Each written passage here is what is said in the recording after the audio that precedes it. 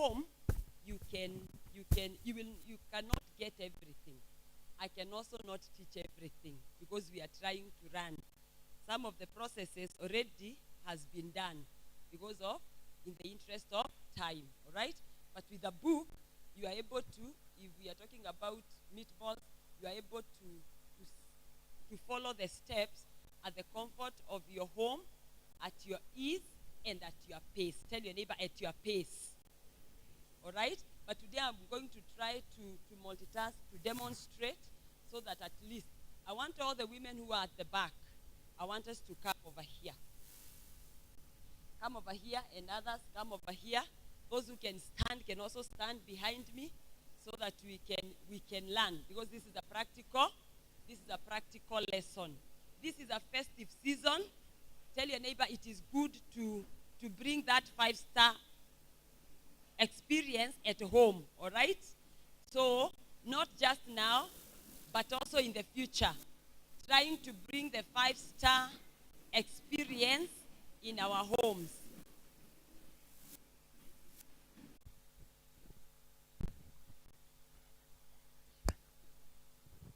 We'll try to do as much as we can. Where do we start? We want to do burgers. Yesterday we were discussing and we said, it is good we let our families enjoy, our children. Si ni kweli? Sisi ni watoto wa ufalme. Tusiache tu dunia ni kama we are the people who should be teaching the world, all right? So let our children not be pointing at the neighbor's house. It is important to relearn. It is important to learn. It is important to undo, like we said yesterday. So some of those things, today we are not learning what you're going to be doing every day, but I want your children to enjoy, yourself to enjoy, your families to enjoy, all right? Some of these things I said yesterday, we must relearn because we were taught it is for a particular group of people, but that is a lie. Some of the things we also see in the supermarkets, see in big hotels, they can be done at home, all right? So we are going to start by making our chicken burger. Our chicken burger. Nifungulieni hizi tu munitafutie.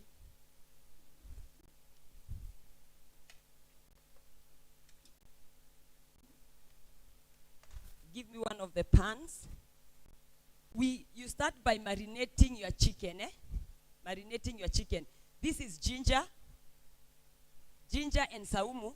You blend together, and then you apply in your chicken or whatever you want to use, then you keep it, all right? So give me a pan. We had not done that, so we are going to do that very fast.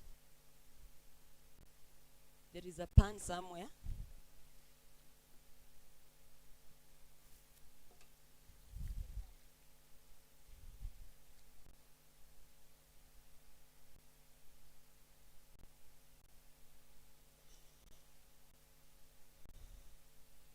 This takes very few minutes.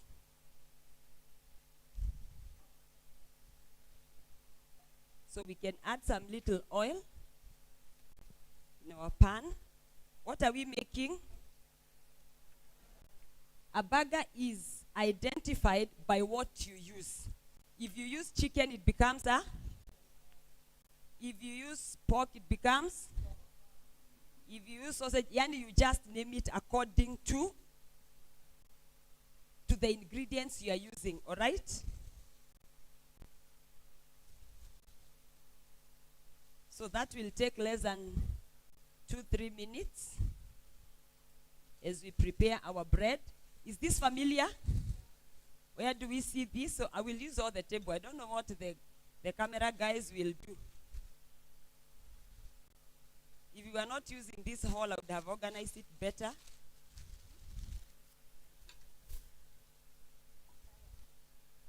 So this goes for how much? 74. Pardon? Yes. That is why you need the book.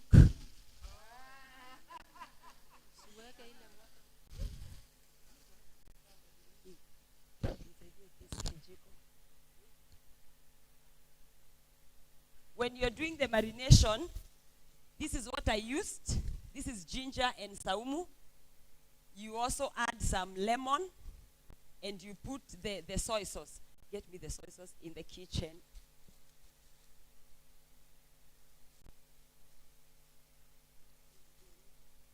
Yes, you can use, as long as it is steak, make sure it is boneless. If it is kienyeji cook, of course, the best. So, because of the nutritional value, so you just ensure you get the lean part of it, right? Without the bone, so that it can give you something nice. So we just make, this is something you can teach your children, and they can do it on their own. I don't have gloves. That is why I said yesterday, we need the plastic gloves. So you have to trust my hands. Tell your neighbor, trust her hands. So you can teach your children to do this on their own. So we are only going to make one, all right? If you love butter, you can still go ahead, or we can do two. We will do chicken burger, and we can also do beef burger, all right? So that is what you do. You also need to add some, you follow so that, we are learning so that you can go and do it at home, right?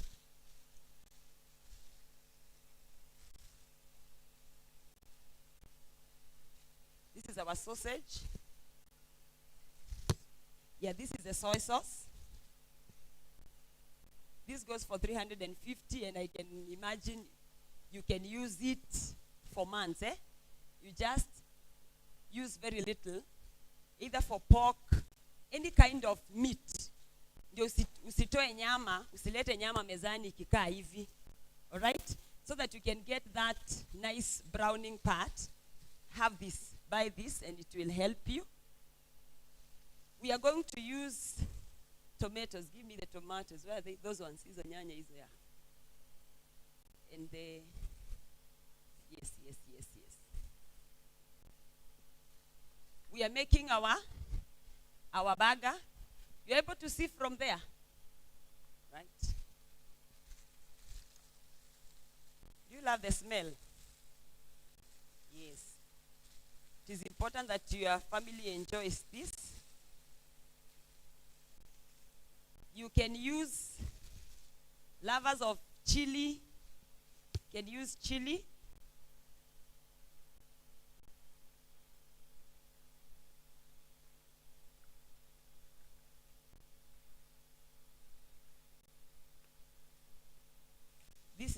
This is burger sauce. You can buy from the supermarket, and you can also get my book so that you can do it at home. It is more nutritious, and it is better, all right? But I didn't have all the ingredients around. The one at home is better because you can make daily and make the quantity you want for your family, and you really don't have to store it.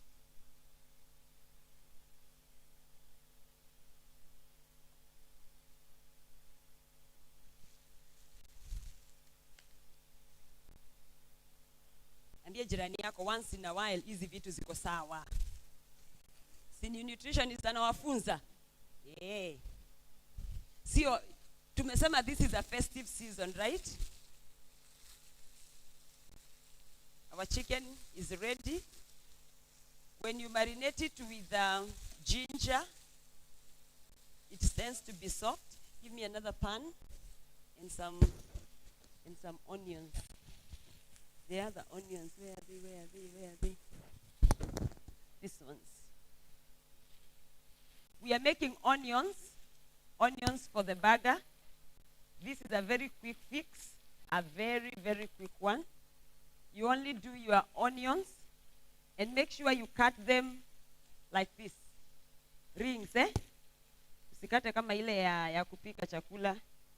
Just some little oil. And then some soy sauce. Where's my soy sauce? These are onions. And this is what we are going to use over here.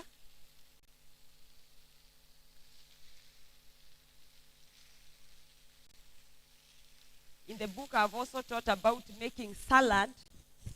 And because we said it is good, we always eat a balanced diet. Eh? And in your platter or in your bowl of salad, you can do a piece like this on top of your salad. That is, if you use all the 3 hohos I showed you yesterday, the yellow, the red, the green, and the corn, you can imagine. You can also add a piece of the marinated chicken. If you want to have chicken that is tasty, usitoke na chicken na kumat kama umeenda kupika. Apana, make sure if you're cooking, that is why we say it, women who are deliberate in the kitchen, right? If you're cooking your chicken tomorrow, buy it today, marinate. You can blend ginger, saumu, and put it in the fridge, and you will tell me the taste, all right? So this is ready. Yeah, you can put that one. Are we together up to there? This is what you use. I didn't soak it, but you're supposed to soak it in lemon. All right? So you're supposed to put lemon in a bowl, but I didn't because I needed to show you that, so that you don't cook lettuce. All right? So you should use lemon. So you squeeze lemon in a bowl. You let it stay like 5 to 10 minutes. All right? So today we are going to eat it like that. And this is what you do with your lettuce in any style. With your hands.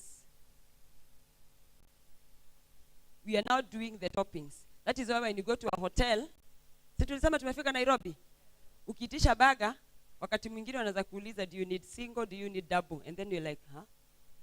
Ambia jirani yako tulifika Nairobi. Si ni kweli? We need to teach our children these things. Si tunawaombea waende Ulaya, waende wapi? Si wataingia ndege. Watakupigia simu kukuuliza, mom, hiyo kitu inaitwa double burger ni nini? Sisi ni watu wa ufalme, and it is good we know these things, all right? So we are doing a single burger, so you can do as much as you want, all right? You can do cucumber, you can do onions, you can lakini unaipanga, eh? So if it is a single burger, you do like that, all right? Depending on your seasoning, what you want, your taste, all right? You do like that. If you have simnanunuanga ile ya hot dog and wakieka zote, you can buy them and keep them. So this is a snack your child can do at home, and it will be cheaper.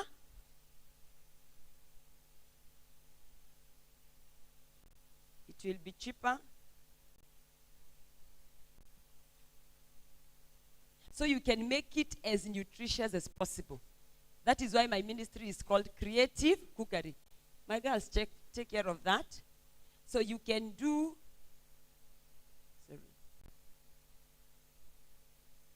you can do as much as you want. Give me some cucumber. I think we had some cucumber somewhere. Check. If you get the cucumber, yes, bring. When you are soaking this, you soak together with, so that as you take, it is crunchy, but you can soak with lemon, and you can add some oil. Kidogo too, if you want, preference, all right? So we are going to add a few pieces. No, don't use vinegar, because we also want to take care of our health, all right? So the natural vinegar is what? Is ndimwe. So that is better. I know hotels at times they use vinegar for commercial purposes, but we are teaching women who are taking care of the health of their family. You can add depending on what you want. Unataka kusikia nini? Does it look yummy? And this is what they will cook, and they will sell it at 450. And when you have 3 children, they will eat burger in July. The other one, they wait until Jesus comes back. Tell your neighbor, hapana, hapana, hapana. Nieke nyama hapa. Yes, sawa. Nieke nyama hapa.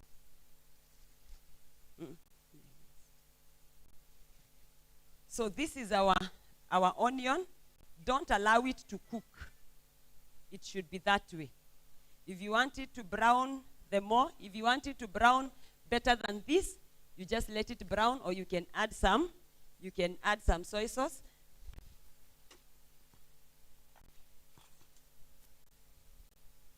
And we can add some of that.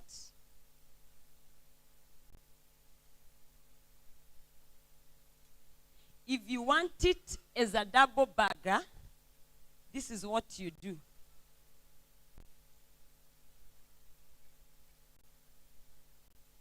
If you want it as a double burger, you cut like that. And you use the bottom part to make another layer. All right? Let me have a saucer. At times you might want to, when you want to really spoil yourself, then you'll take care of the weight later. Then you will run. We must promise each other that we will take care of the weight. But remember, we are talking about that time when you want to treat your family, all right? So if it is, I don't know how I forgot my serviettes, but it's okay.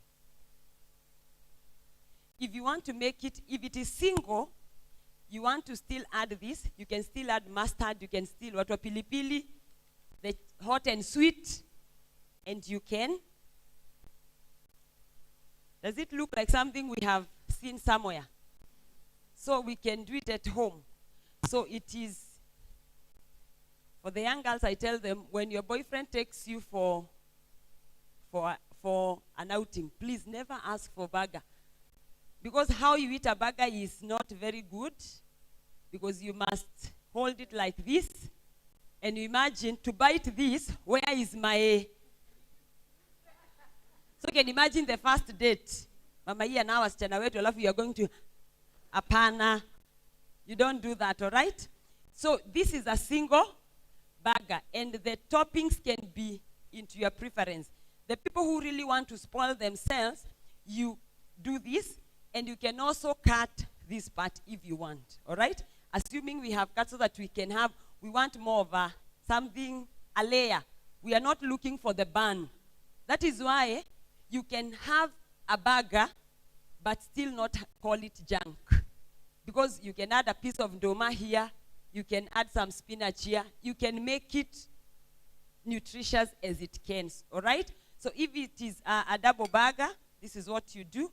You add a layer, and then you continue adding the toppings, and then you now, so it will be something close to that, all right?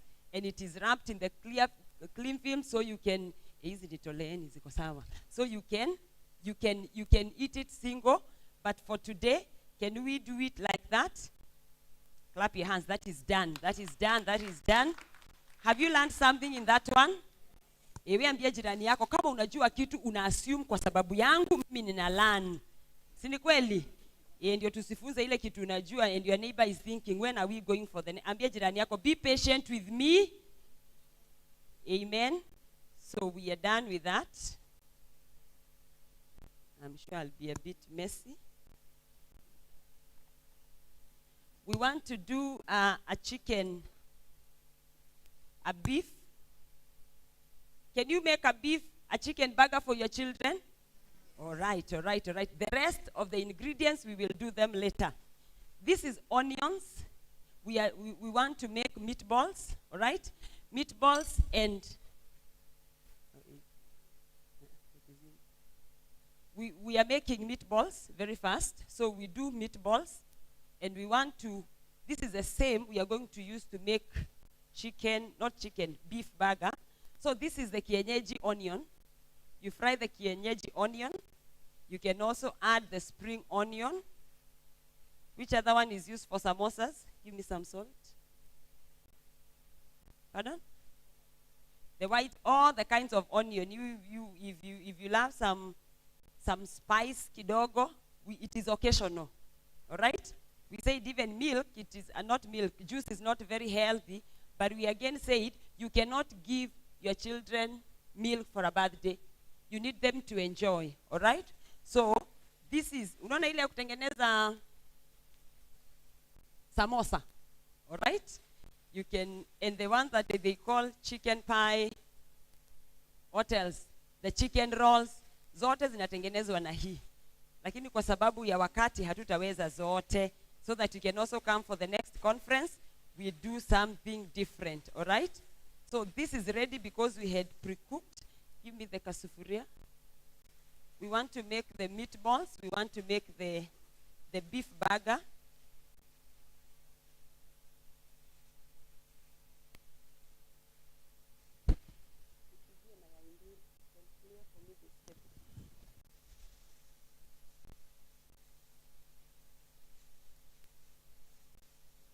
The rest, especially the borders. Can the borders say amen? These ingredients will be here at 7.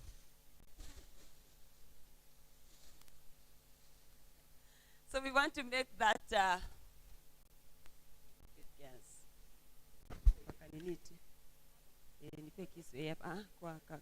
Easily plastic.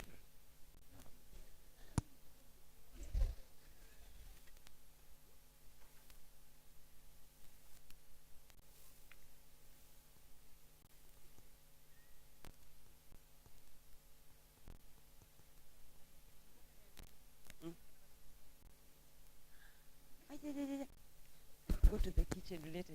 Office your mom. Run.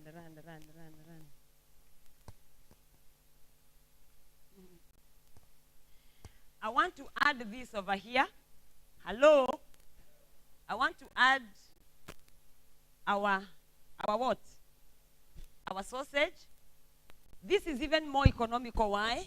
Instead of giving your family a sausage each, when you're doing burger and you buy this, you need like a quarter. Ini kuku kiasi gani? Si tulisema ile kitu tulifunzwa lazima ini kuku kiasi gani? Ka quarter, eh? This is able to do like 6 or 7 burgers, eh? 2 sausages are enough. So if you have 5 children, instead of using 5, all right? You can make it better. You can imagine you can add over there. Sasa hii sijui itakuwa ya nani. Oh my goodness. You can add over there.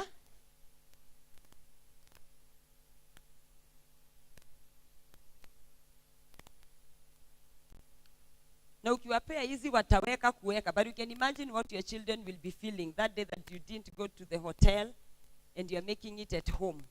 Mama Yan, how does that look? Beautiful, and they will enjoy. And it is pocket friendly compared to going to buy for them this for 450. The same 450 you can buy chicken and do that, all right? Oh, you're not seeing very well. Watch a yend around bila kukula too.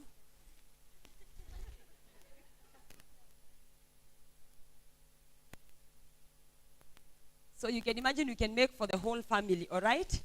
Very fast, we make the chicken one. This is not the chicken, the beef one. This is what you do with your nyama. And this is the same procedure. We are doing 2 things in one. We are doing meatballs and we are doing a beef burger. All right? Mama Ron, pale uko sawa? Si uko sawa? So this is what you do.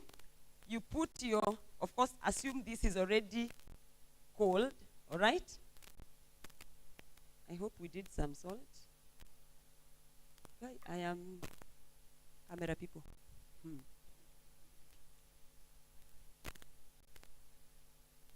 You can add, you make it as nutritious as you want.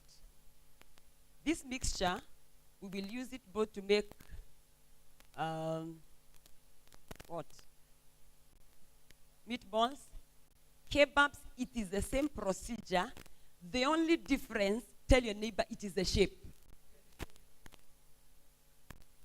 All right? It is a shape. So they are prepared all like this. But before they come, bring this ndomas. We promised yesterday to make kebabs.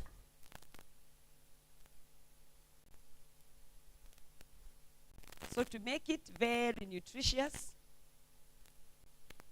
in here, all right? Because it is at home, you add this. You can also do cassava, all right?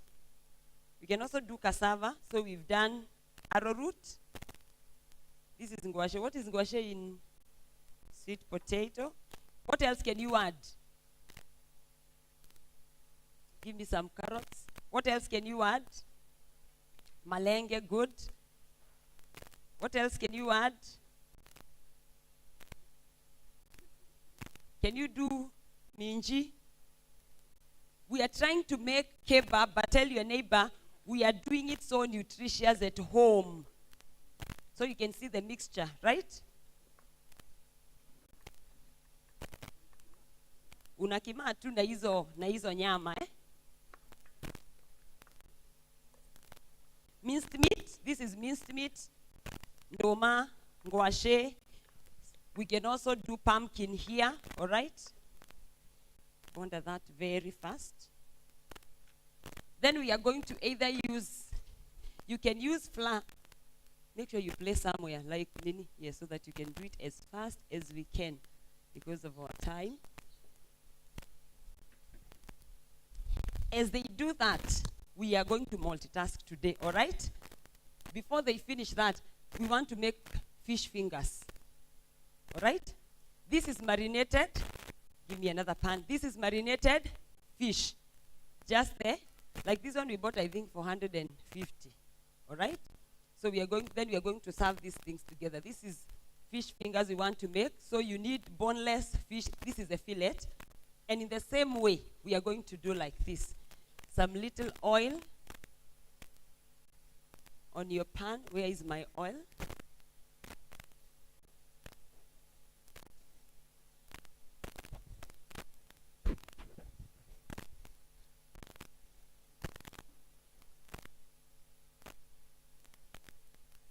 Some little oil. Make sure you note, don't deep fry. All right? This should be enough for the entire family. It can be done for breakfast. It can be done for dinner. It can be done for lunch. All right? Because this is we talked about balanced diet being eating from all the food groups. All right? So this is the protein part. Tell your neighbor it doesn't have to be cooked ile ya kawaida kama ya ugali. All right? We need to change that. We can do fish in a different way.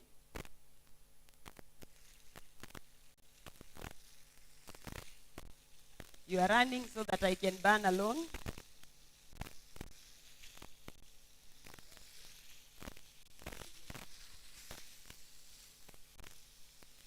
And for the pastors who are here, or the leaders who are here,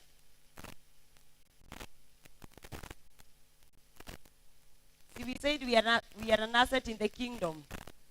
So you can organize a class and call me in your church, all right?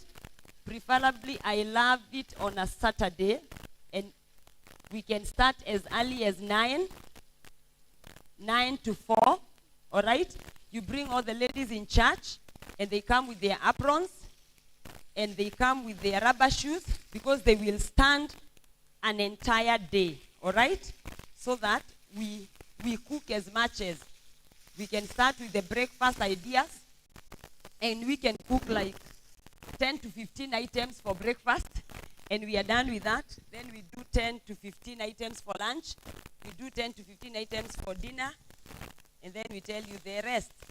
Go create, all right?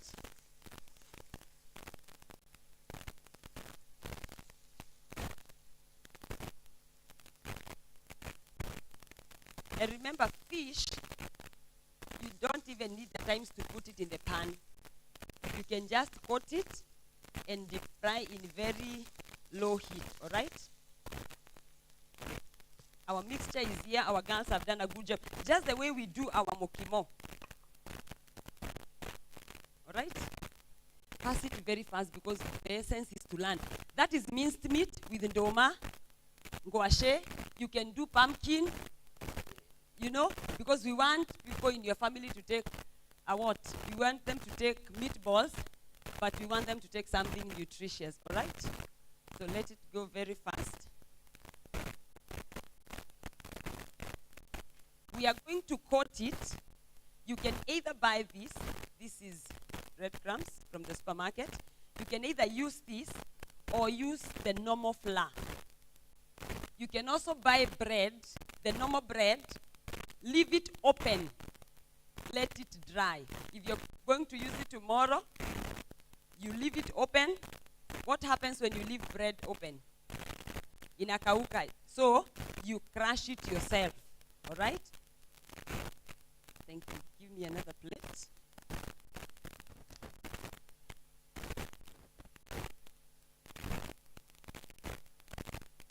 So again, that is why we needed the. So if you love it spicy, you can spice it up. If you, let's just do salt for today. See, there are people who love, at times when it is occasional, try and spice it up. All right? Yes, you can do a beef chili. You can do some Royco cubes. You can do some what? Yes, cumin seeds. Wash my hands.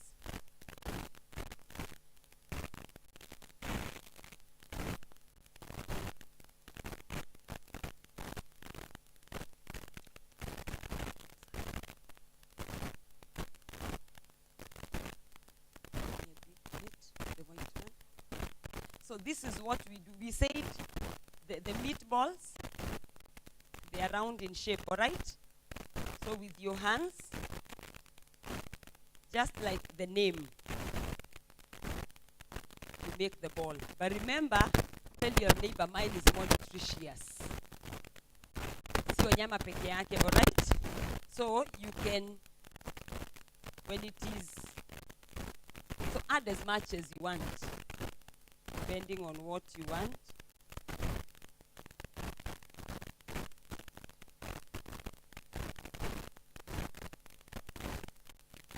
The one I talked about, the beef one, we have so many ways of doing it.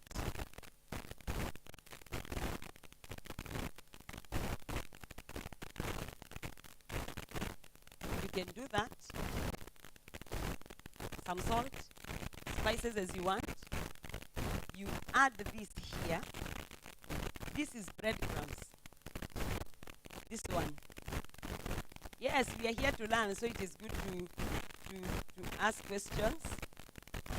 Did you find my eggs? Jesus. On camera, I am already saying we don't have eggs. Mom, do you have eggs in the office? So those ones are boiled already. When you're on camera, don't you worry. So you should. This is now without what? Without the ndoma, you should put eggs so that it helps to bring the paste, all right? So this will be very hard to do without eggs. But if I can get 2 eggs from the shop, I would appreciate.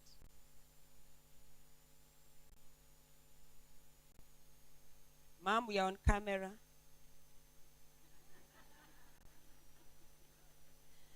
This is a homegrown conference. Hey, all right?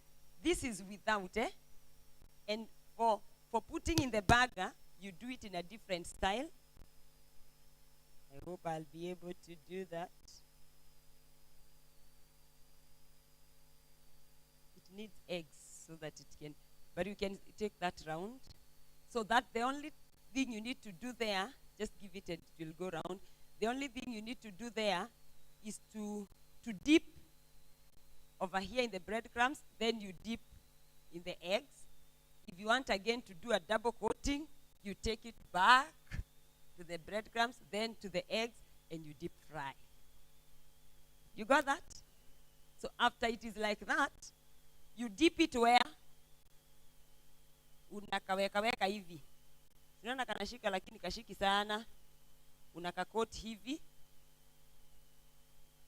Sasa ingekuwa na mayai kwa sababu ya hiyo maji ingeshika, Then you dip it in the eggs.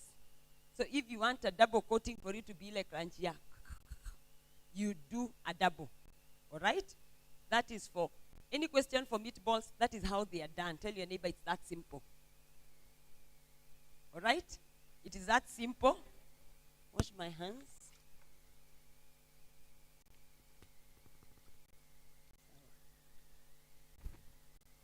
Yes. Uh-huh. Uh-huh. A good question. The people who are allergic to eggs, you can deep fry it that way. What you can do, you can have some water aside so that it can act in the form of eggs. Huifanya tu a mixture to be wet so that you dip it in.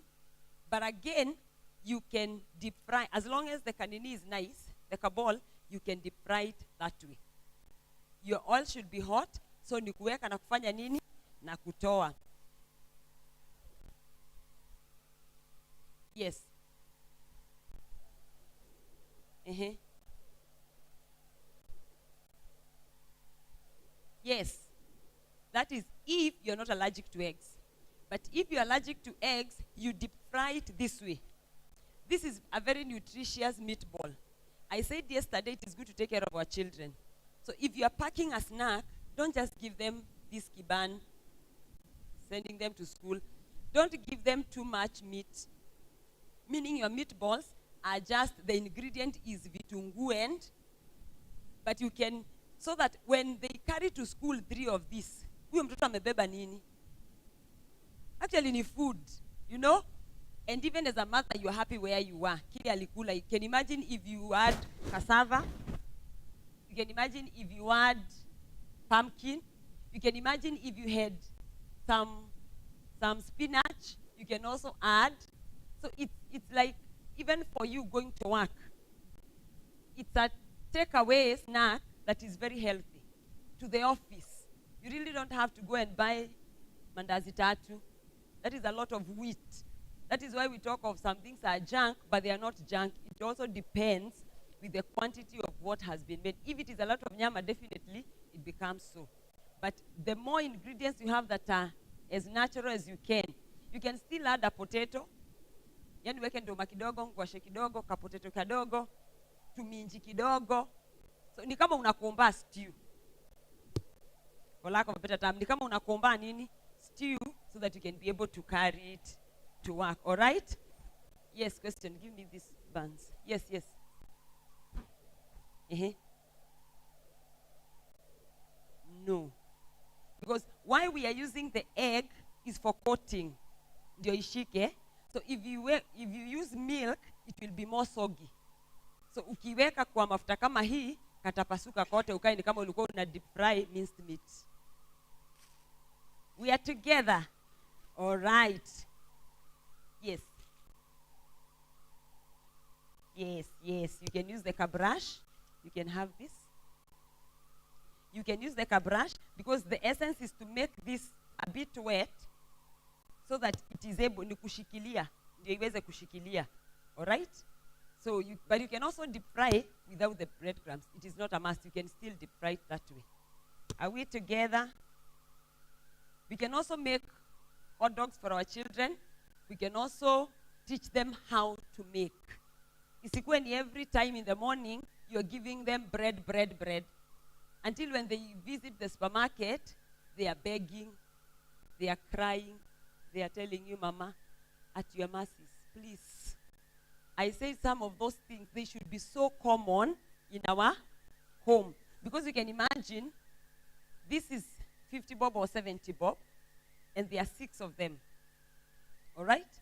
If you buy the hot dogs themselves, it is 350 for 10 pieces. If you buy for your children in the supermarket, it means it is not something you can do so often. Because for 10 hot dogs, how much will that amount to? Right now, they're giving it 130. So let's give it 100 bob. How much will that be for 5 children? 500. The same 500 is enough to buy 10. I'm not saying you don't treat them once in a while. It is. But again, we want them to have it at home. So when we buy this, you just do what they do. It is very simple. We should not imagine that these things cannot be done at. So they should be able to do that. I want you to assume this is the long hot dog, all right? In a hot dog, the hot dog is it is called what? Vienna something. Mokonye Vienna. All right? So just like we did, are we here? You first start with what? How many are promising they are going to be doing this for their families? Na inatake dakika kidogo sana. Just wake up in the morning, do 2 onions, do cucumber, put them on fire and just have your children do that. You can do as much as you want over here, all right? So again, it can be a double topping, it can be anything that you want. But you can imagine if you teach them how to make. Of course, this is not a daily snack. At wakula in the morning, in the evening, and you can use. So we want to assume this. Ni ile mrefu, eh? We are assuming for learning purposes. You can also add the onions to your preference. All right? Is it doable at home? Put your hands together for Jesus. Oh, our eggs are here. Thank you. I brought eggs here only to discover they were boiled. That is how we ended up not having eggs. Okay. So we are only going to do 2. Where are those ones? Sophie, put on over here. Kisha hiyo. Tutachanganya Kiswahili, Kizungu, kila mtu ashike. Hizi ni za borders. Borders watamalizia kutengeneza.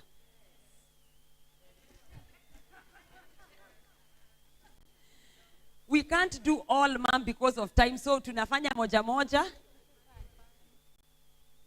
Hiyo sufuria, nataka sufuria.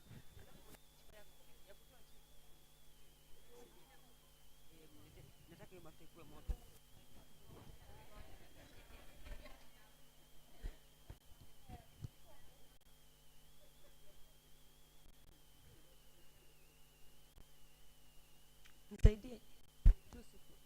2 plates. Plastic. We are going to deep fry all of them. Where is my fish? Oh, it's over here. Can we do the fish fingers? The ones they sell like moguogo. This is what you do. It is already marinated, all right?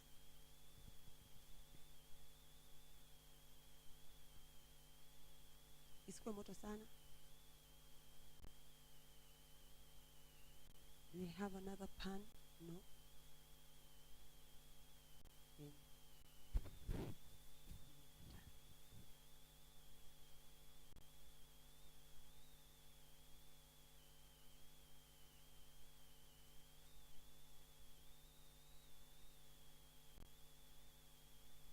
We want to do the fish fingers.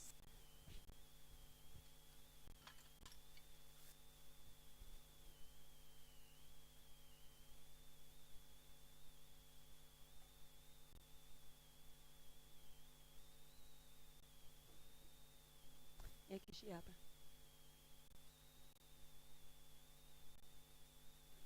Sophie, give me some oil. Reduce it.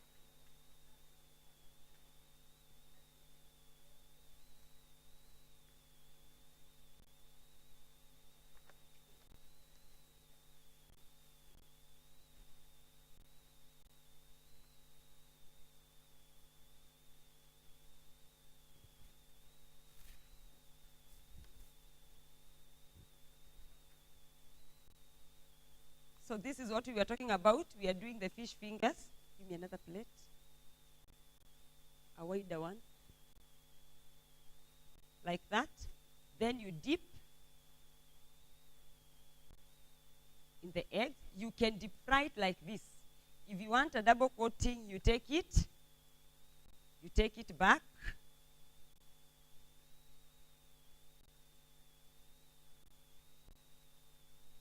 like that, all right? And to avoid your this is oil, if you dip it again, it means haitamwagika kwa mafuta, all right? So that is something you can do for breakfast as fast as you can. That's something that will take long.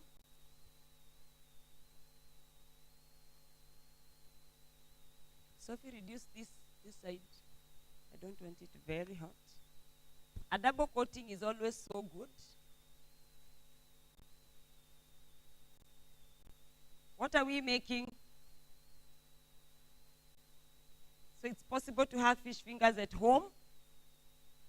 For dinner, you can serve them with chips. You can serve them with ugali. You can serve them with mokimo.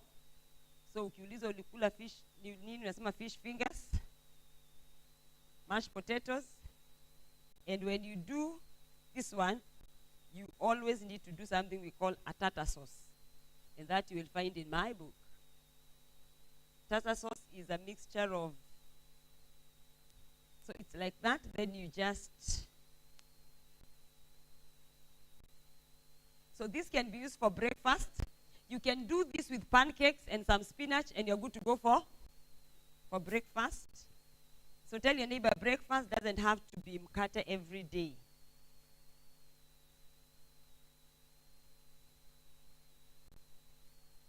Anybody with a question so far for the fish fingers? No, you don't pre-cook them. You just marinate them. You remember what we said about marination?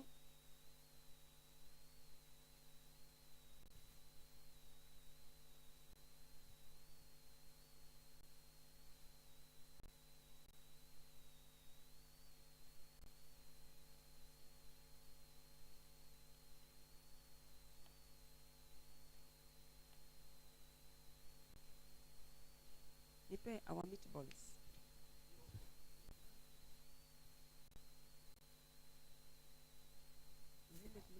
Where are the other ones that we had prepared?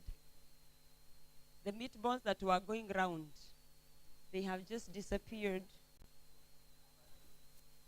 And give me an egg.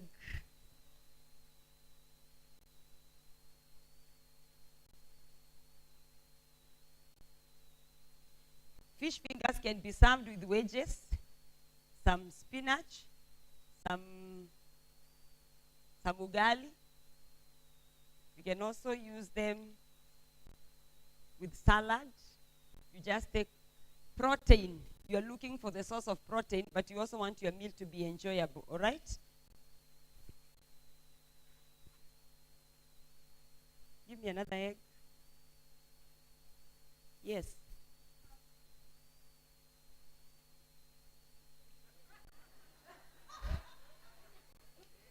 What did you ask?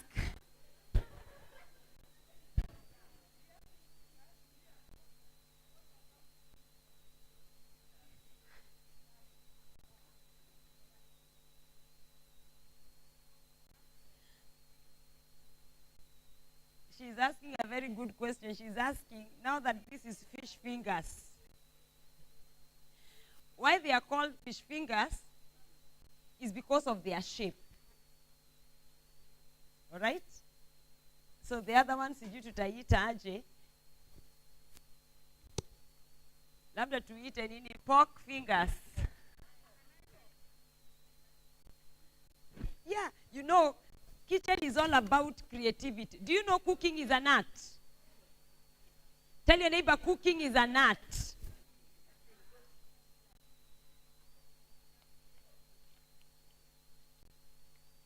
Our fingers are ready.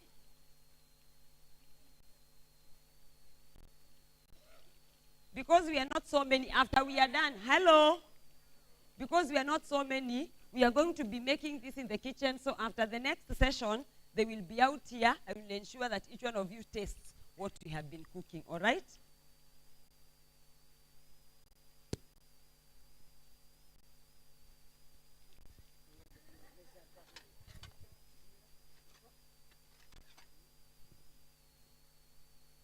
Make sure when you're deep frying anything, You ensure you use a serviette or something we call a grease-proof paper. A grease-proof paper is also nice because it absorbs the excess fat or oil. These are our fish fingers.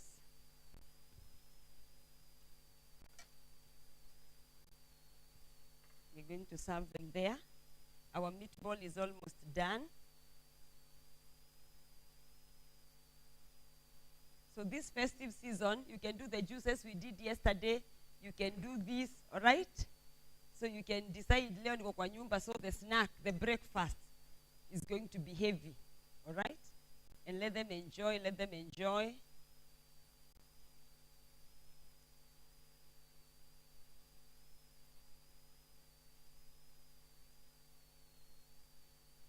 So for the beef burger, you only need to make it flat.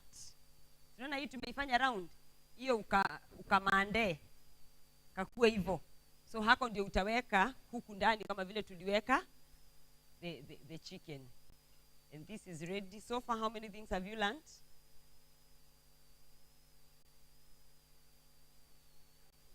Fish fingers. We started with making the burger, the chicken burger, the hot dog. Our meatball is ready. All right? So if you need to go for a picnic, it doesn't have to be very expensive. You can do them at home, cover with a foil, and then our fish fingers are here. This is very yummy. Very yummy. Very, very yummy. Very, very yummy. Very yummy. All right? So our fish fingers are here. Our meatball is there.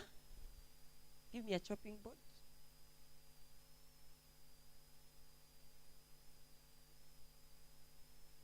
It's a chopping board. Are we learning? Yes, please ask. Yes.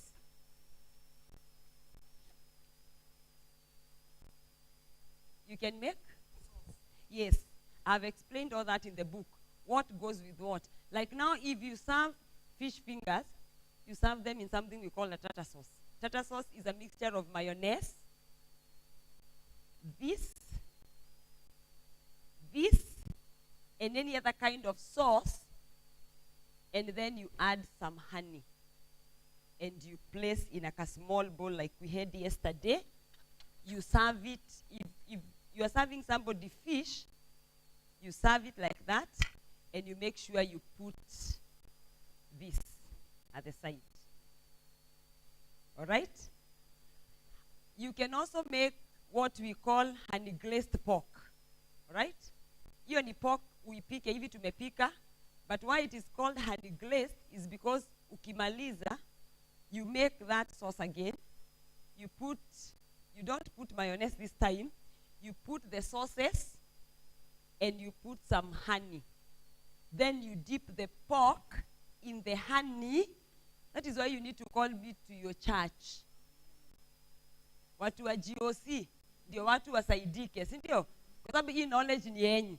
Niache explain so that when we talk about honey glazed pork, we buy pork and we dip it and we taste. That pork, tell your neighbor, it is very sweet. All right? You can only imagine, where is my knife?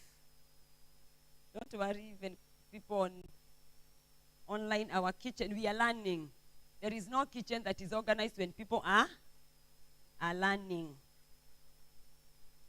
I want that, give me this so that it can go round, so that you can see what we have been cooking.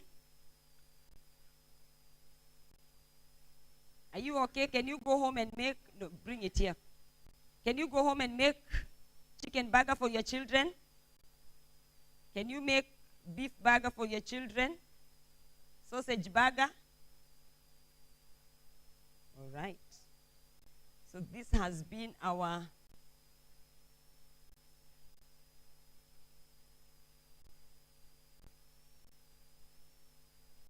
We are only trying to garnish. It is good. We said yesterday, we first eat with our. So you can't tell me your children don't love fish. You are the mother. Yesterday we said, ni sisi kuse. So usiwambie ni samaki. We itengeneze tu. Na uifanye nini? Watakula tu, even whether they love it or not, they will just eat.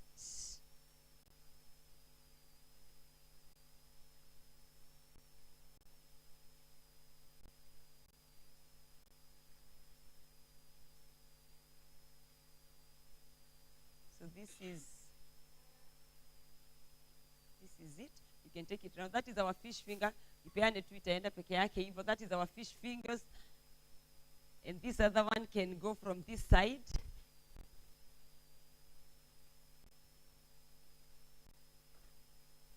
All right. So I want to divide this church into two groups very fast. Yesterday we said, have you learned something? Yes, because of our time we cannot do more than that. We can do a lot if it is on a Saturday from 9 to 4.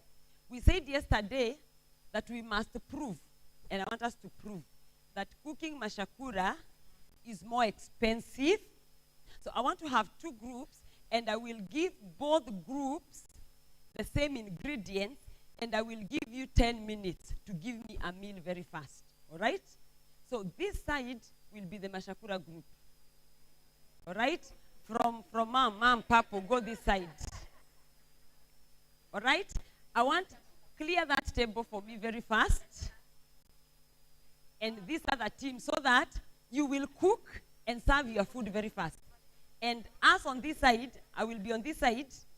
We will also cook and serve. But you people will cook the mashakura, we'll mix. But we will avoid mixing our food. We will have the same ingredients, but all of us, I want us to see the end results, all right? So this team, have your meko. Kindly, very fast, have your meko. This team, this is your meko, all right? Clear the table, you can put them here. I give you your ingredients, stand there, I give you your ingredients. I want you to arrange your ingredients, the one I give. Who is the prefect on this side? Mama Ron, stand here. And you, I give you ingredients for this side, all right? I want us to do it very, very fast.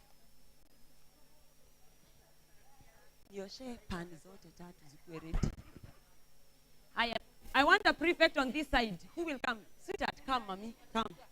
Hiya. I want your people to help you. Help me clear this table.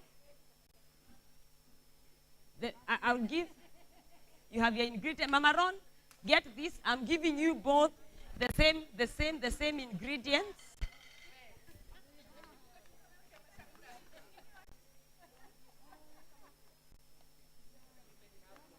Aya. Mama Ron, this is yours. Zipange tu hapo, zipange pale.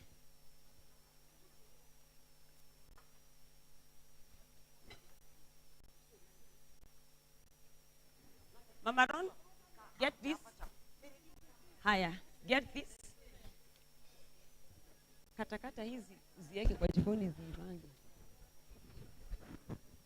Haya, get this.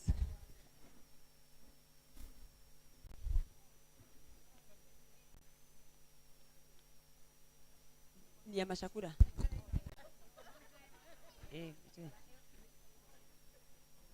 Get that. Haya, this team, meko yenyu nataka ikue hapa. Weke chini. Good. I need to give you some carrots.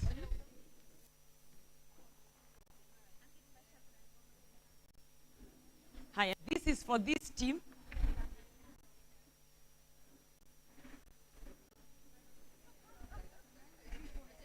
I need to give you something else.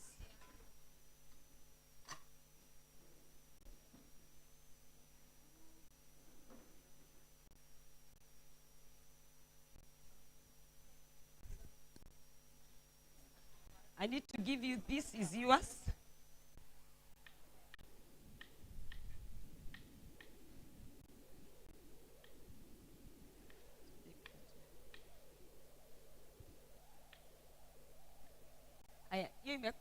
zima hiyo iko na nini?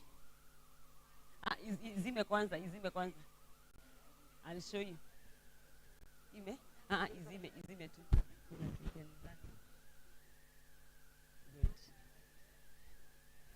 We want to prove something.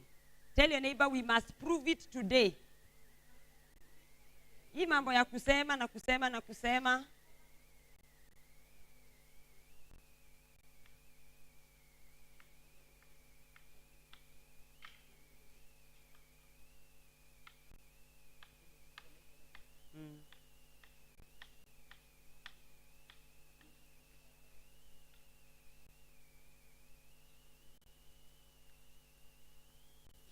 All right.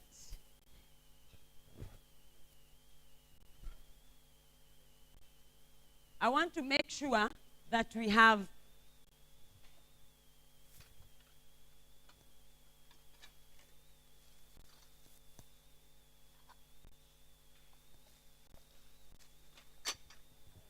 I need some plates.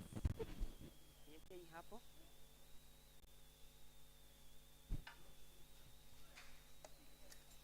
Hapana, msianze kupika. Sophie, ndio niletee masahani. Nichenjie, unipatie hii. Weke mahali nipe hiyo. Alafu give me minutes and ulete plates. Hizo za white, leta plates 9. Kimbia kabisa. I want to ensure that we are what? I want to ensure we have the same ingredients. All right? So do you have potatoes? Do you have some beef? Do you have some minji? Do you have some tomatoes? Do you have some grated carrots? Do you have some diced carrots? Do you have some capsicum? The yellow, green. We don't have the green. Do you have the green one? I pick some green hoho. Sorry. Yeah, take in.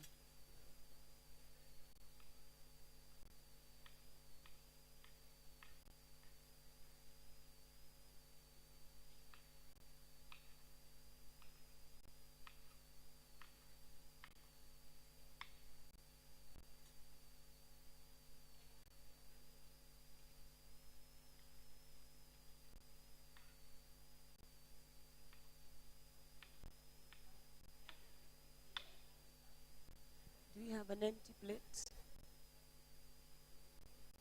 Get me an empty plate. So do you have some diced, very tiny onions? Then we are going to use, I will put this here because we are using this together. We are using this together and no other ingredient. Are we together? All right. We said we must relearn, all right? It is important when you give your family food that is tasty, all right? The issue of talking about cooking a buffet is expensive is a lie, all right? For example, if you need to cook for your family, if you need to cook the kitowero we cook, how much nyanyas do we need? How much viazis do we need? For that kitowero, maybe you need 1 kasuku, all right? You need minji, 2, a whole kasuku again. You need a lot of carrots. That mashakura is more expensive. I want you to assume we have rice, maybe a cup, all right? I want you to assume we have, yes, we can serve in this.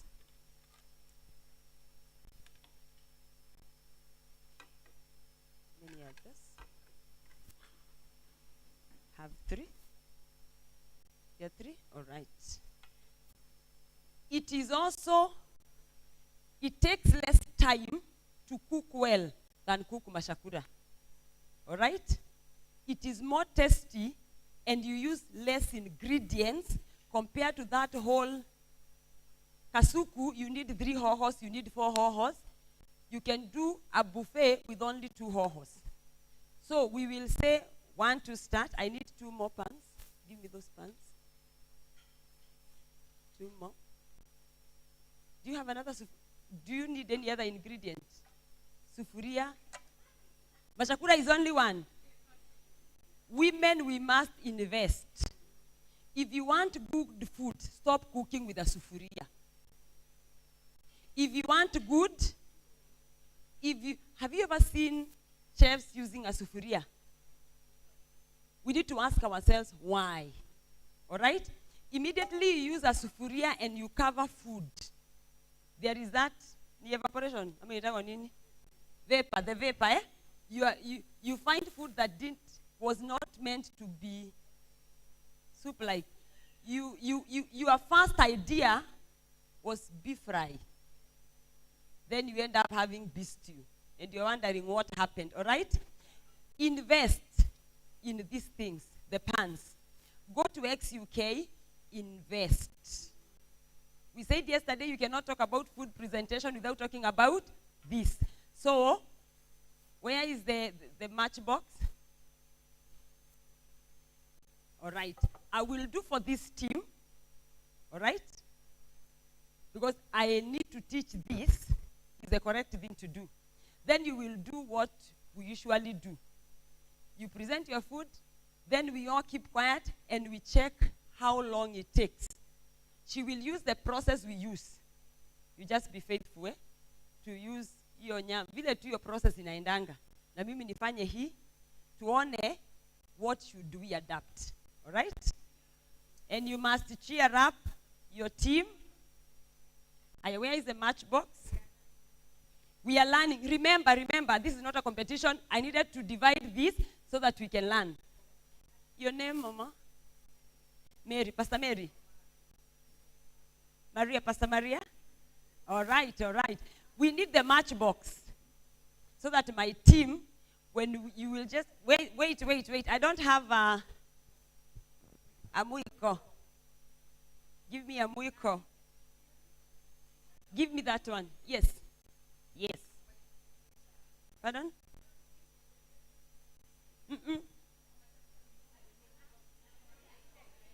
I am team alone. It's like they are here, but I don't want to feel alone. The whole of this team is there. Or do I bring them there? Let them stay here so that at least I'm not alone. What we want to do is, we want to see what should we adapt.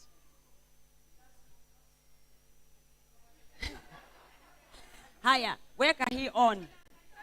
Mary, it's Mary, eh? We are waiting for the matchbox.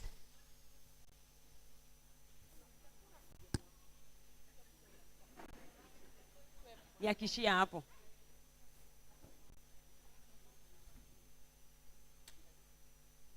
And make sure chakula yenu imeiva.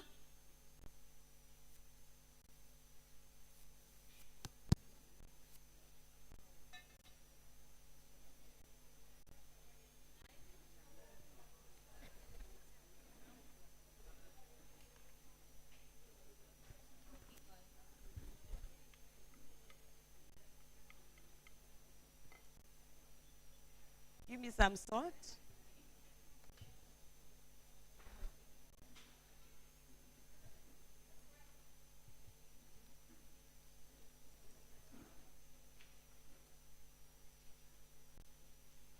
If you want to take beef and feel the sweetness of beef, all right? Don't ever use tomatoes. Nyanya huwa inagagatia nini? Nyama inahitaji, give me this. When you're cooking this, we have some, give them that. This is garlic. Give me some soy sauce. When you're doing nyama, make sure you, afadhali wakule nyama kidogo, lakini na taste.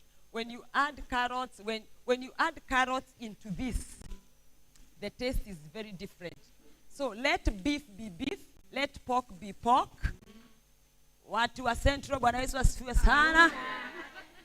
Nyama iacho ikue nini? Nyama.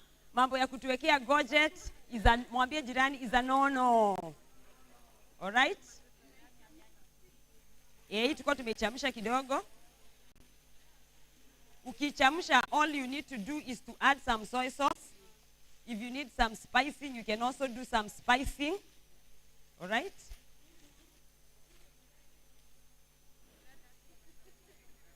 Eh, on a mahe. Give them if they won't. Soy sauce is just to turn. Even if you are doing nyama choma, don't do without soy sauce. But I want you to see how expensive mashakura can be.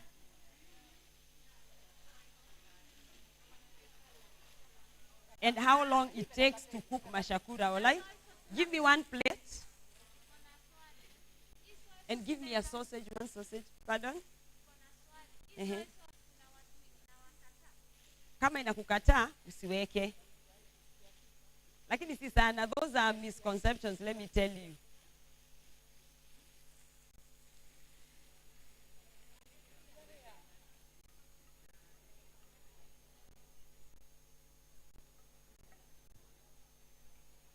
I want you to see how long it can take to cook buffet for your family, all right? Because we must shame the devil. Give me some oil. Cooked. Yeah, this is pre-boiled. Ni kama umeitoa kwa fridge. Meaning, you can come from work na upike buffet. Na upike buffet na watu wakule, all right? The only thing I want us to avoid is mixing all these things in one sufuria. That is why I divided the church into two and the same ingredients, all right? Or mara rugaria to rugaga, we want to see what takes longer. Our beef is already set kwa sababu haitaji carrots, haitaji gojet. So if you parboil it, you only need to do this and you're done.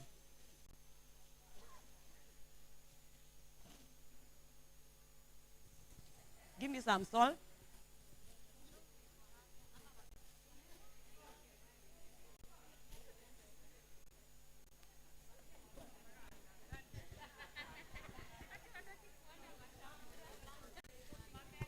What for my team, what the concept I want is to show you that cooking mashakura will keep you in the kitchen. And by the end of the day, your family will just not enjoy.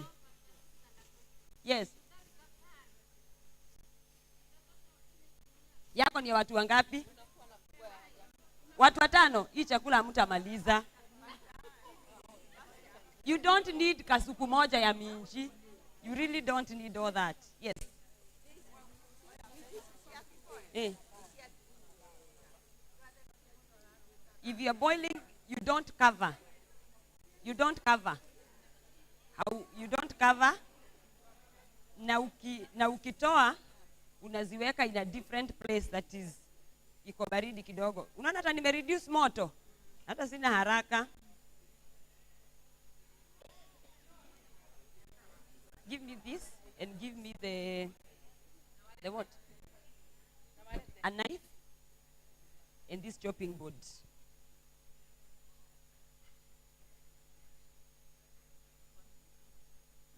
Unaweka hapa ndani. And remember, we are cooking either lunch or dinner. All right?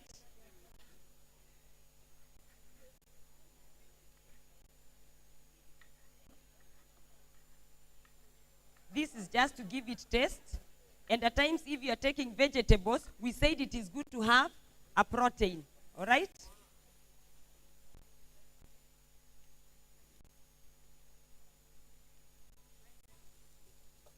Niweke tu mafuta hapa. Give me another plate. Niweke tu mafuta hapo.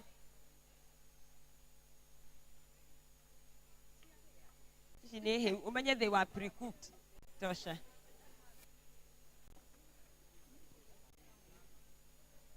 Nikatakatie one more sausage. We just put here.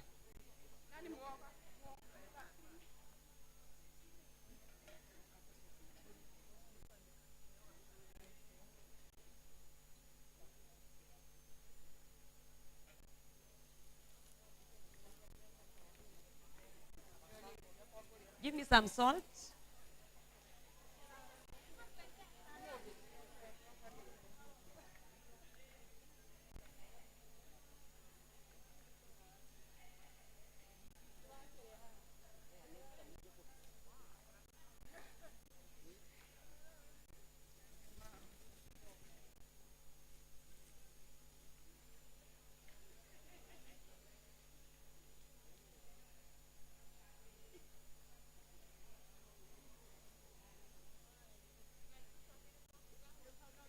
remember we had the same ingredients, all right? Wapi? Yes, but diced hivi. Lakini zikatwe hivi. Esther, go to the kitchen. If they have rice, bring one plate. Yes, you can add here. Add over here. Hapa.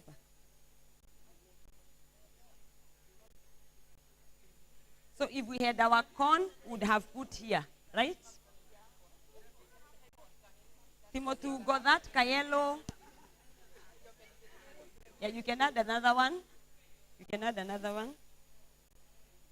So far tumebakisha kupika nini?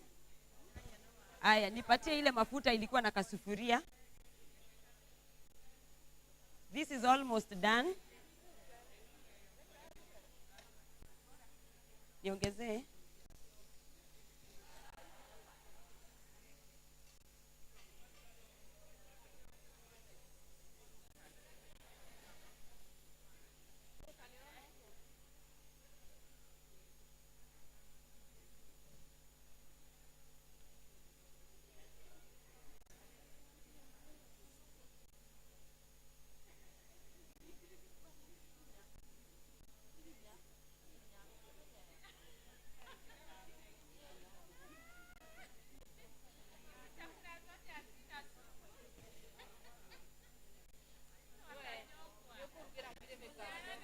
You'll do some gravy aside. We will make soup right now. Get me another, or we can make it here. We need, like now, they will use their potatoes to fry, yes. But our potatoes, we will do wedges. All right? But I want us to do this because we need our soup. All right? So the bonde here. You can make soup kando. Yes. Yes.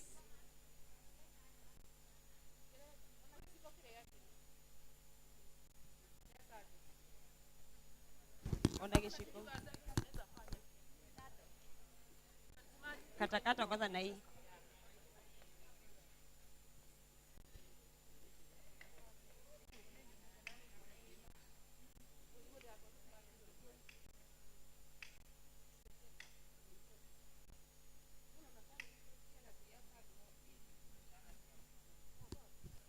Give me another plate.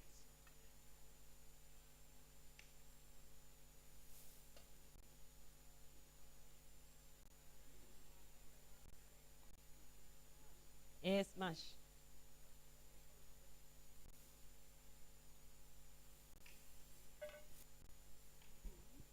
Instead of mixing with the way they will mix, this will be the result. All right? So, the only thing that we need to do now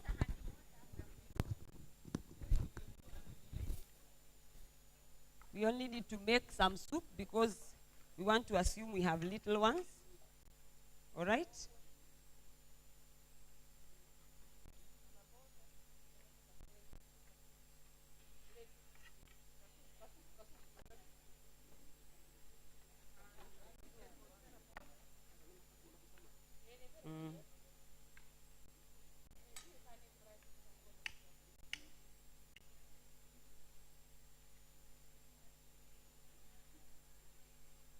Anyway.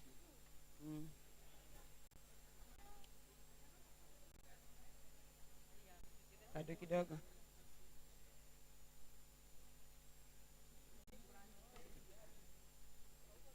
Wacha hizi ziive. Let me see our other team because they are part of us. We must all learn.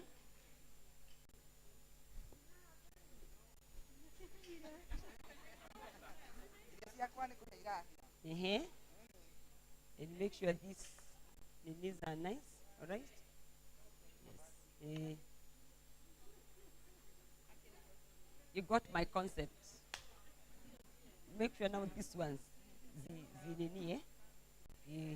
so that then I'll come. Uko wanaendelea sawa? Yes.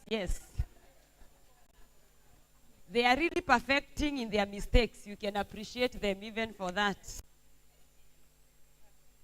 Not yet. Or rice. Aya nipe.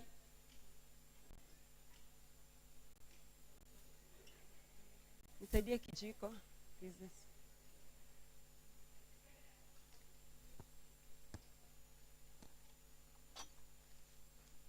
Wape hii wasiungue.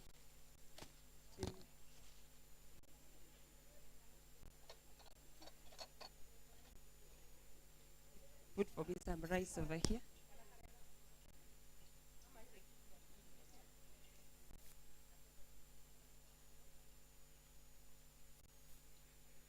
So you can decide to use these same potatoes to mix them and nyanya and hoho and everything together. All right? And you can decide hizo vitu zote sitapika pamoja.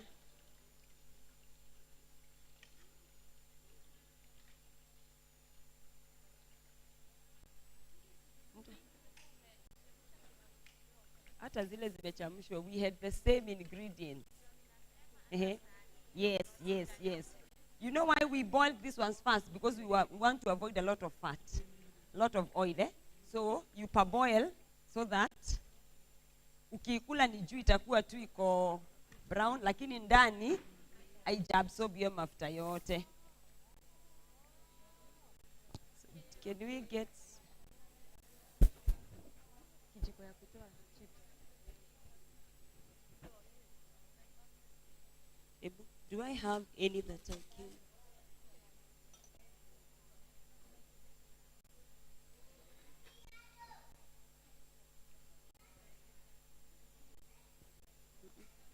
What I wanted is kiweka is the rice.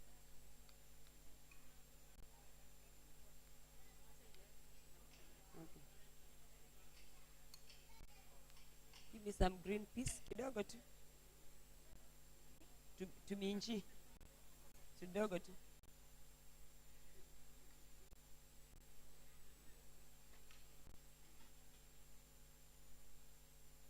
Haya, sawa. Na hiyo ingine kidogo tu.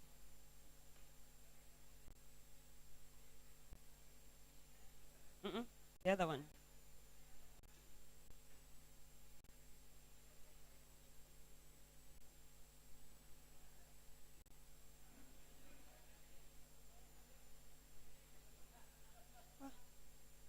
Was this meant to be rice or? These mashakuras we must overcome. What are these?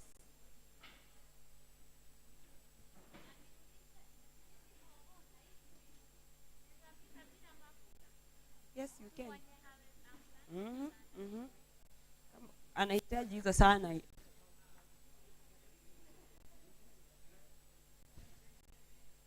Cooking mashakura is very expensive. It takes a lot of time. But if you have these ones, you can do very fast. Give me the spinach.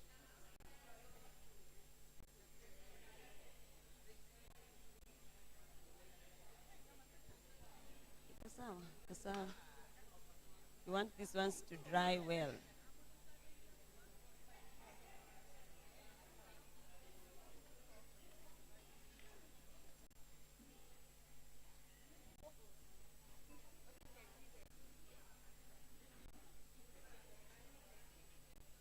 I need a white plate. Give me this.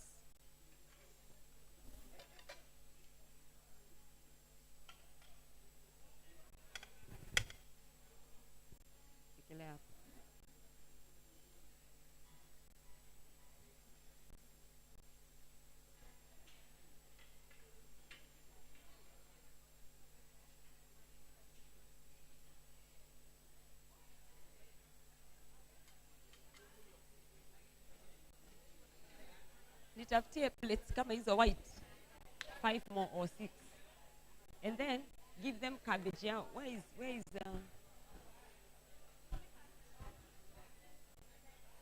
call for me this girl.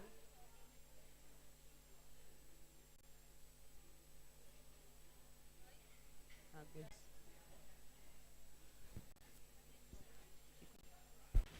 Wapi ile Kabichi yao. Na yangu nipe. Kuna hiyo iko imekatwa. Wape yao. Nusu. Nusu. In the next 10 minutes. Sawa. Sawa. Give me those serviettes.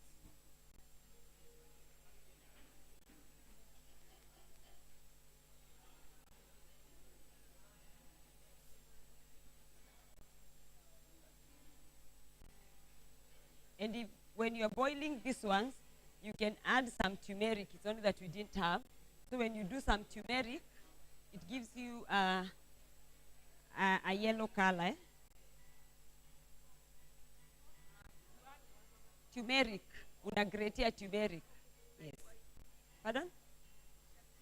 So kwa ile maji ya kuchemsha, you can add salt, turmeric, and if you want any spice, you can also add it there. Even mint. Rosemary, sijui, inaitwa rosemary. Yes, you can, inakuwa na taste mzuri sana. Give me a plate so that we can put these ones.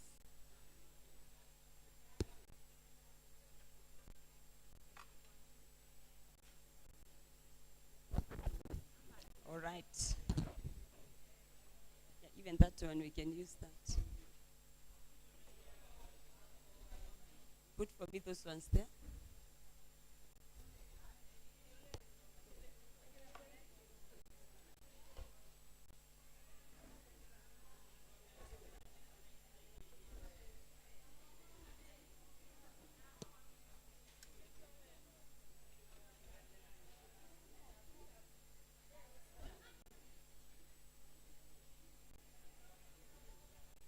I love them when they are crunchy.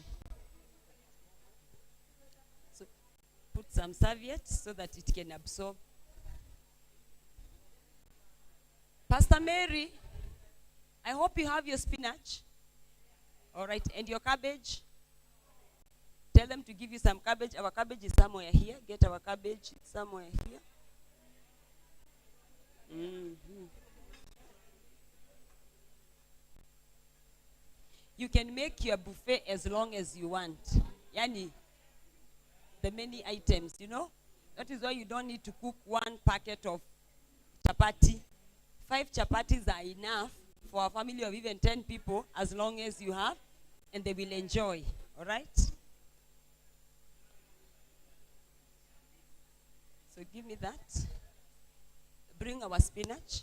Let's do the spinach first. Put the spinach over here. Pastor Marilyn, yes, put the spinach.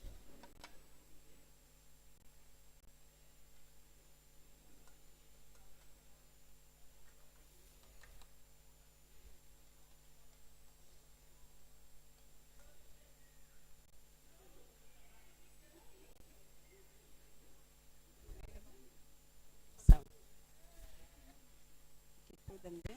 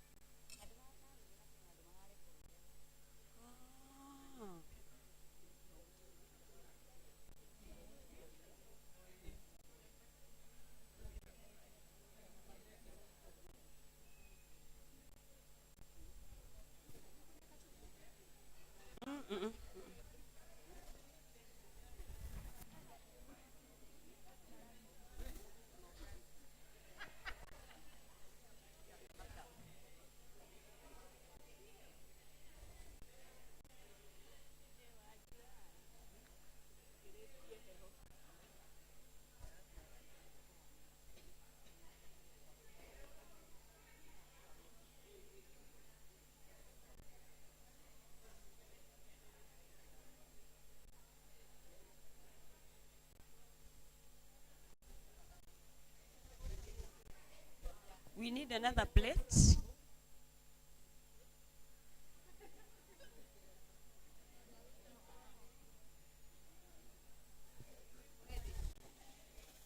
is almost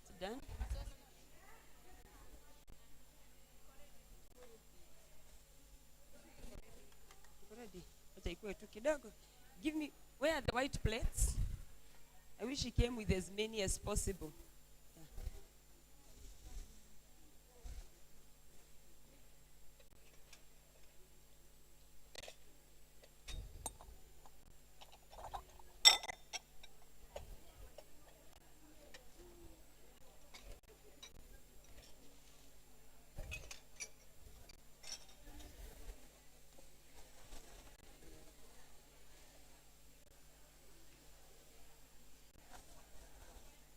That is okay.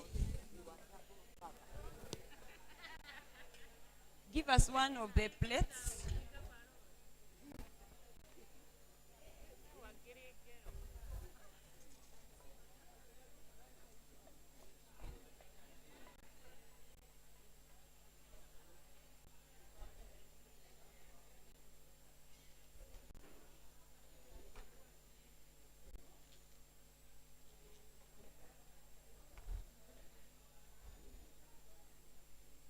And this is hot, eh?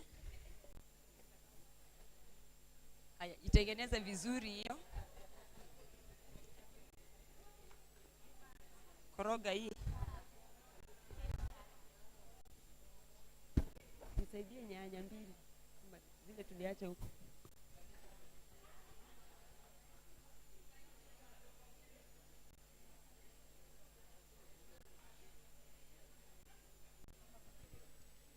Koroga tu.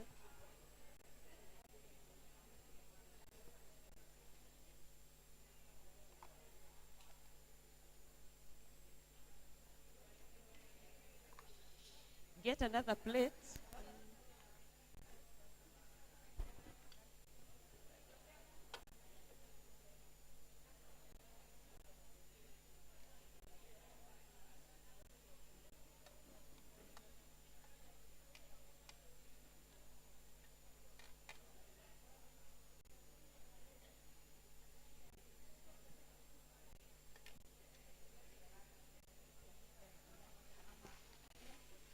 We only have this and we are done.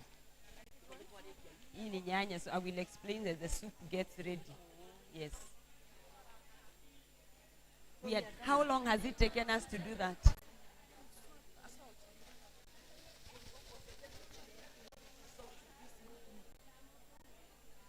Tunasherehekea ushindi wa Bwana na mashakura yede.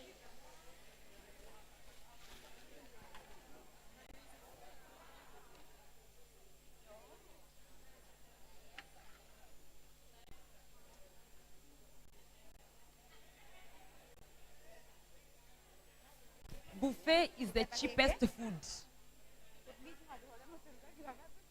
No, you need a lot of ingredients to make that, and a lot of time. And by the end of the day, I want somebody to just serve. You know, if this food is enough for your family, assuming you have some 3 chapatis and kamokibo kidogo. As they serve, that is why you see even in weddings or in a hotel, they can't cook one meal.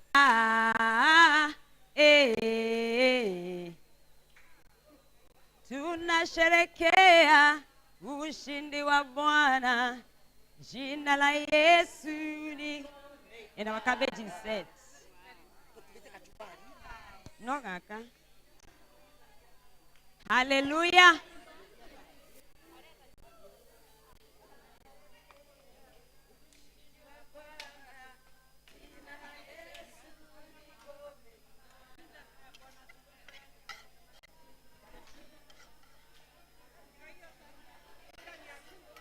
Then you add some water there. You add some water. Hii ndio kasupu kama mtu anataka. Unaweza dania, hoho.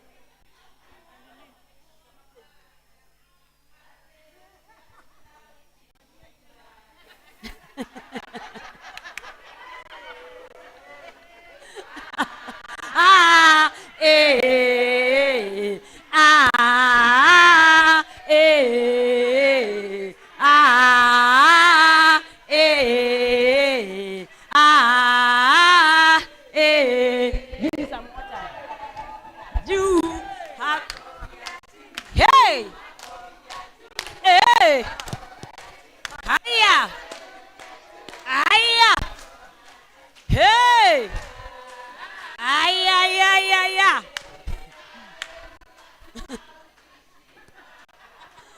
Our God is a God of excellence.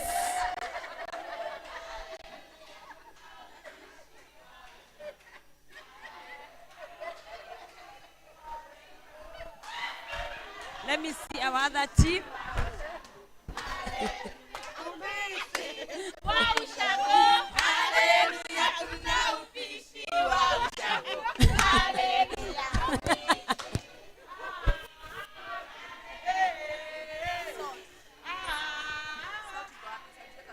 Some salt.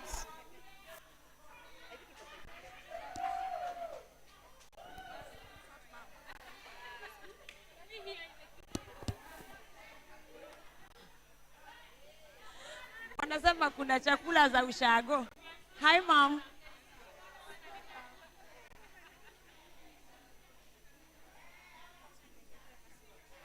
You will be our judge now that you don't know anything. Dr. Mtisia is here. She will mark the exam. She will mark the exam. Team Mashakura, are you set? Are you done? Or you're still waiting for the soup to boil?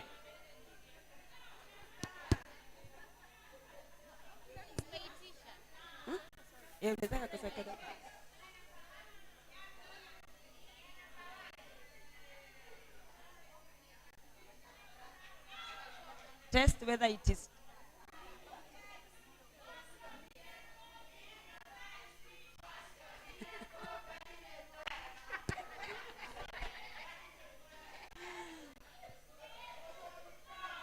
Kwa sawa?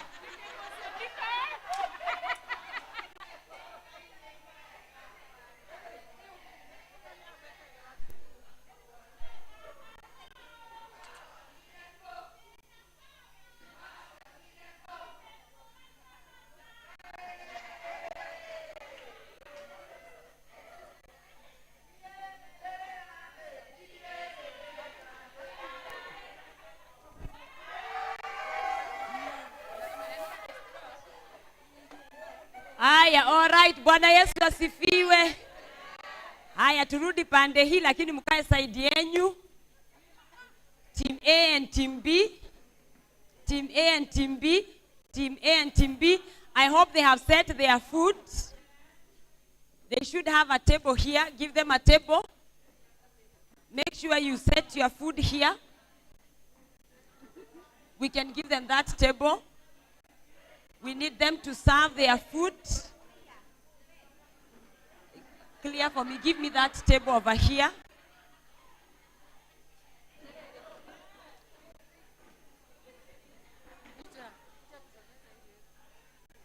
This one, this. Yes, give them that side. Clear it and give them that side. Our time is up. Our time is up. We are still waiting. I can see this team. Appreciate yourself. You're ready.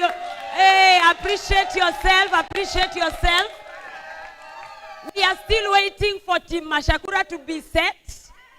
They are yet to be done. We are still waiting for Team Mashakura to finish. They are still serving. No, don't serve in the plate. We will serve ourselves. So we want you to present your food. This needs to be clean. If you have a hot pot, if you want you to serve your food, the guest will come and serve.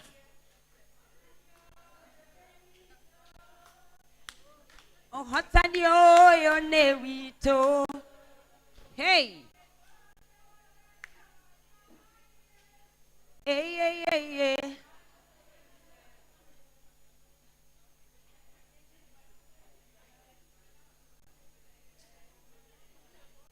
All right, make sure you serve. Then this is what we are going to do.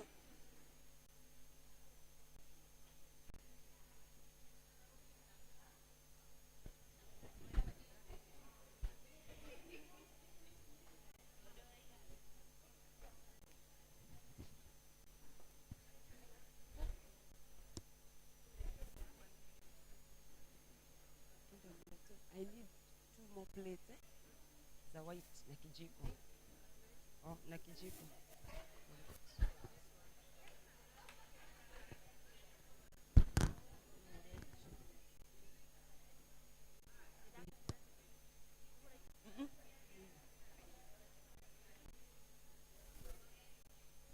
Mimi. Hiya, all right. Hello, ladies. Our time is up. We need to do this. Let's all be silent. Let's all be silent. Our mom, doctor. Please, kindly come. Kindly come. Kindly come, mommy. Please come.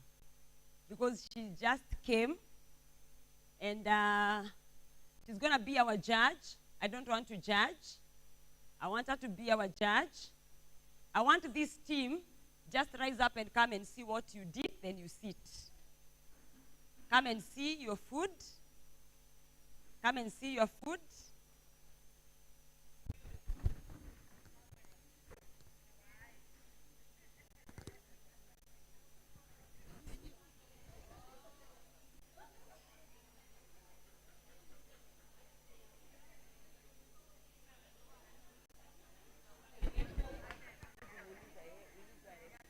Kindly go around and see your food.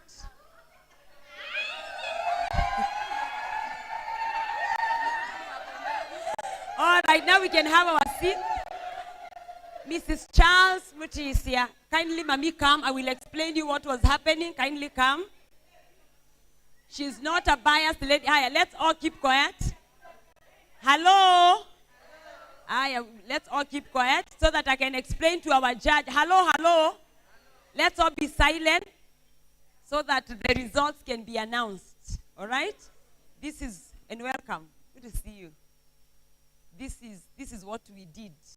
We had the same ingredients in quantity, in color, in everything. But we needed to prove that cooking mashakura and mixing them in one sufuria is not attractive. It uses a lot of time. All right? So this is this team that, yes, you already have your microphone. This team, then we have this team. What this team decided to do is to mix all the ingredients in one sufuria, what we found our mothers doing. And yesterday we said, and you'll agree with me, it is not wrong to relearn and to undo some of those habits that were passed to us innocently, that we can do better so that we can also pass the right baton to the next generation, all right? So we will give her a plate. She will serve from this side, and we will give her a plate. She will serve from this side. We want to see. Yes, come on, Eza Kashiba. Just give her a serving spoon from here, and then she will tell us something. You can start with either give her a serving spoon. We have a serving spoon over here. There are not many, so it's okay, we can. Actually, you only need one serving spoon.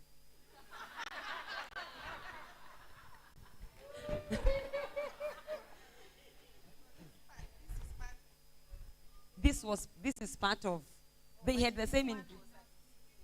This was a, yes, minus this. This is what they have cooked. Have we learned something? They don't even have.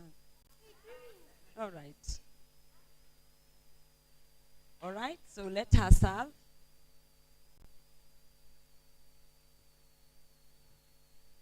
It is possible to do this with the shortest time possible, less money, but what your family will enjoy. They will not be peeping at the neighbors or feeling like, I wish we were born there. You know, don't make your children wish they were born in the other family.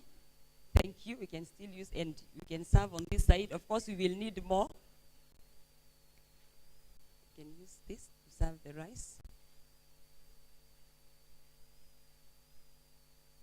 The same ingredients, all right? So Mary, come and tell us something. When you see this and you are cooking there, please be ready to tell us something. All right? What you think and what you have learned and what you can advise the women. All right? Because they are the same ingredients, but we said yesterday we must be very, very deliberate on how we serve our families, how we cook for our families, and how we treat our families. And then we...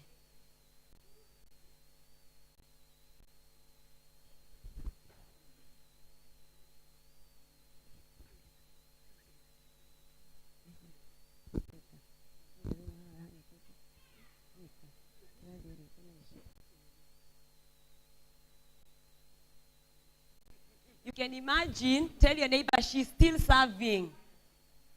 She's still serving. She still has a long way to go. So it is possible to do that.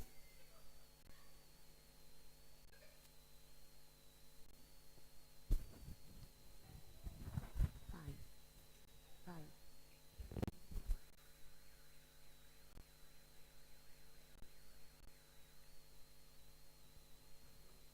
Wow, she's done.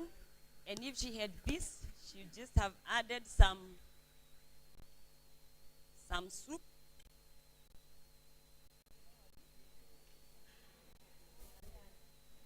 All right. Where is our microphone?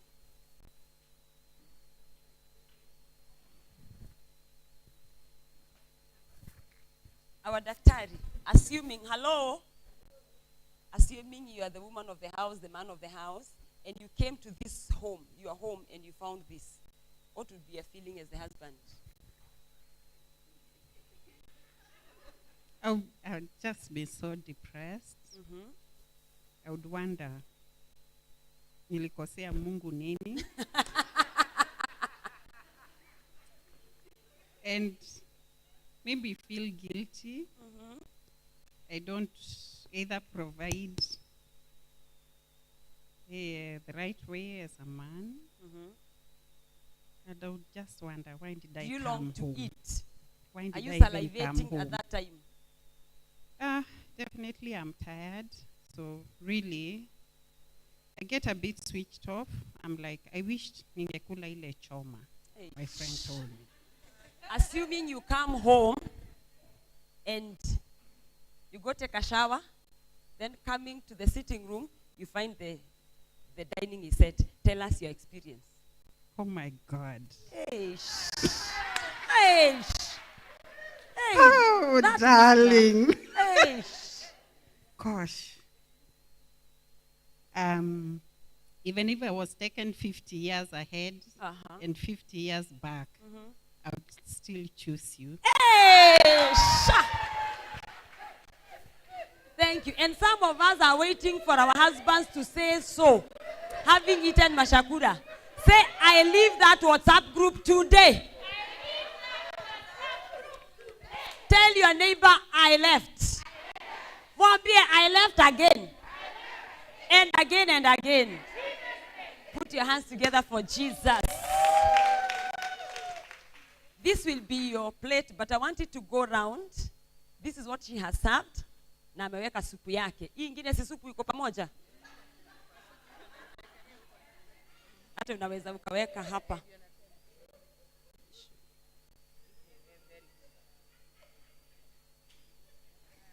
And you can also take hiyo ni yao, take around. We need to relearn. Maybe you can have a seat. Then we are going to give you are going to eat what you have served. Thank you very much. Yes. Not the mashakura. And just to... Yes, listen. As you, hello, ayaskizeni tu. And just to give an input, color is very important. Wow. And how you also serve. You know, unaweza letewa hii chakula yote and then you decide uchanganye yote. It's also good to place the food and give it the space so that it communicates the message that you want to pass. So the same way I was a bit polite. What I wanted to do with the other one, niweke mchele then niwekelie supu on top. I think I was a bit polite, just, just to encourage the food because it cooked. Yeah, so it's also very good, even in as much as that machakura is there, how you also serve it. You can give it a distinction. Mchele ikwe kando, mashakula ikwe on the other side. It can encourage somebody despite the situation. It's just called learning and relearning. Wow. Thank you. Amen. Appreciate her. We are relearning and unlearning everything that we learned that was wrong. Amen. You can decide to use one sufuria and all your ingredients go here. Si ati zitakuwa mbaya, zitakuwa tu zimeiva, but you'll take more time and you won't have this result. All right? What about the issue of time? Hello? What about the issue of time? Do you think this will keep you in the kitchen the entire day? Do you think you need to take an off day? Do you think you need to leave earlier from your office than your colleagues? You don't need to. You only need to relearn and learn something new, that it is possible, it is workable, and it is the best thing. Remember, we are the people taking care of our children, taking care of our families. Let's bring the 5-star experience right in our homes. It is possible, it is safer, it is more sweeter, it is more nutritious, it is cost effective, meaning I can campaign it at any day because I have done it practically in my house. Amen. I get into my kitchen and 30 minutes, my table is colored. Before you wait for this viazi to get ready and, you just make it as fast as you can. Please take it to Mom, Mrs. Mutisi, and give her a spoon. Amen. I am done. The Lord bless you. Amen. Yes, give it her. If you need more knowledge on that, kindly give me your number and your church. I said the book is going for 1,000, all right? We also sell the aprons because we also need you to look nice. When you talk of creative cookery, it gives you boundaries. Zile zinakumalizia hizo boundaries za nimbaka hapa, so that you can be as creative as you can. You can make your own recipe. You can come up with your own menu. You really don't. There is no menu that is cast on stone. That is why it is called creative cookery. So you can purchase an apron, you can purchase the book, and you can purchase the beautiful T-shirt. Both for knowledge and both to support me in my ministry. Do you think it is worth supporting it? Because I go to churches, I go to places, and it costs me money to buy all this. This is money, all right? And we must give that knowledge. So as you purchase a T-shirt, you're saying, Mom, you can go to Muranga. As you buy an apron, you're saying you can come to our church in Kenyatta Farm, all right? So that we can be able to travel and to buy these things. And the book especially is an asset in your kitchen, all right? Unlike maybe some of the books we buy, and I have no problem with them, but some of them are creative, so like the meatballs we are talking about, they are more nutritious, all right? So we have gone to make up a book that at least we can talk about those indigenous foods. We can balance the food as much as we want to make them. It is a snack, but by the end of the day, we want to take care of your health. We want it to be balanced. So we have learned that. So it's going to give you all that. At times when you Google, come and chicken pie is chicken pie. Chicken and the bun, and you're done, all right? But we've gone ahead and done that, so give me a number, and I'll be giving you a book. The Lord bless you, and I hand it over to our mother as my girls help me to clear the place. Have you learned? Put your hands together and appreciate the Lord.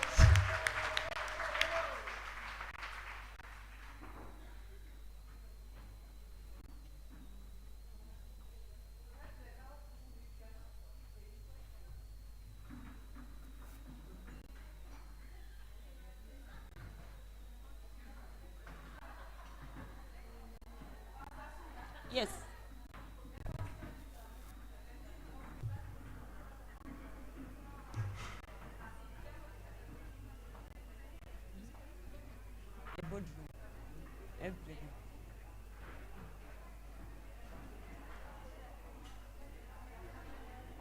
Bebeni hivyo.